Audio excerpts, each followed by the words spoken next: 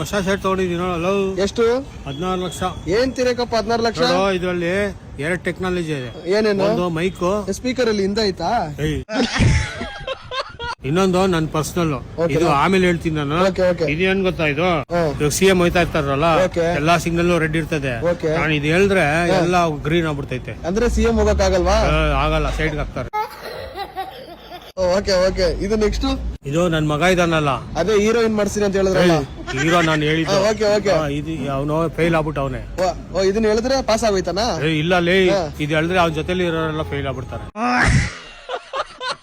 ಇದು ಲಾಸ್ಟ್ ಅಲ್ಲಿ ಇರೋದೇನು? ಇದೇನು ಗೊತ್ತಾ, ನನ್ಗೆ ಮೈಯೆಲ್ಲ ಪ್ರಾಬ್ಲಮ್ ಇದೆಯಲ್ಲ, ಅಂದ್ರೆ ಪಾರ್ಟ್ಸ್ ಎಲ್ಲ ಹೋಗ್ಬಿಡೈತೆ. ನನ್ಗೆ ಇದು ಪ್ರಾಬ್ಲಮ್. ಇದು ಅಂದ್ರೆ ಉಚ್ಚ ಹೋಗಕ್ಕಾಗಲ್ಲ. ಇದನ್ನ ಹೇಳಿದ್ರೆ ಈಚೆ ಬಂದ್ಬಿಡುತ್ತಾ? ಒದಿತೀನಿ ನನ್ ಮಗನ್. ಮತ್ತೆ ಹೇಳಿದ್ರೆ ಆಟೋಮೆಟಿಕ್ ಪಾಸ್ ಆಯ್ತು. ಹೌದಾ? Okay sir. ಇದು ಲಾಸ್ಟ್ ಅಲ್ಲಿ ಹೇಳ್ತೀನಿ ಅಂದ್ರಲ್ಲ, ಇದು ಇದೇನ್ ಗೊತ್ತಾ, ನನ್ಗೆ ವಿಗ್ ಹಾಕಿದ್ರೆ ಚಕ್ಕ ಚಕ್ಕ ತರ ಕಾಣಿಸ್ತೀನಿ, ಥೈಲ್ಯಾಂಡ್ ಅಲ್ಲಿ ನೋಡಿದೀನಿ ಅಂತಾರ ನಿಮ್ಮನ್ನ.